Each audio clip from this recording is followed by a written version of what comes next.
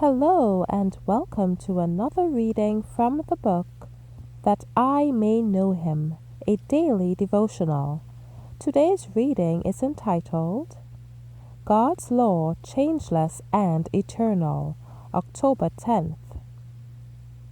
Think not that I am come to destroy the law or the prophets. I am not come to destroy, but to fulfill. For verily I say unto you, till heaven and earth pass, one jot or one tittle shall in no wise pass from the law, till all be fulfilled. Matthew 5, verses 17 and 18. If Satan's work had succeeded in heaven, the law of God would have been changed, but this could not be, for his law was a transcript of his character and as unchangeable as his character. If any change was possible in the law of God, it would have been made then and there and saved the rebellion in heaven. But as it was not altered to meet the request of Satan, he lost his high and holy position in the heavenly courts.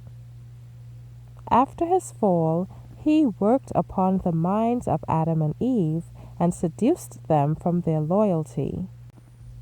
Now, if the law of God could have been changed and altered to meet man in his fallen condition, then Adam would have been pardoned and retained his home in Eden. But the penalty of transgression was death, and Christ became man's substitute and surety.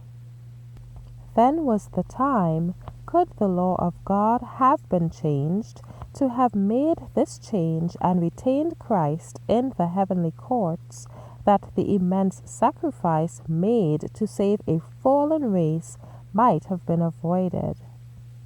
But no, the law of God was changeless in its character, and therefore Christ gave himself a sacrifice in behalf of fallen man, and Adam lost Eden and was placed with all his posterity upon probation. Had the law of God been changed in one precept since the expulsion of Satan from heaven, he would have gained on earth after his fall that which he could not gain in heaven before his fall. He would have received all that he asked for. We know he did not. The law remains unalterable as the throne of God, and the salvation of every soul is determined by obedience or disobedience. Jesus, by the law of sympathetic love, bore our sins, took our punishment, and drank the cup of the wrath of God apportioned to the transgressor. He bore the cross of self-denial and self-sacrifice for us, that we might have life, eternal life. Will we bear the cross for Jesus? Thank you for listening today. Be sure to join me tomorrow for another reading from the book That I May Know Him. Be encouraged.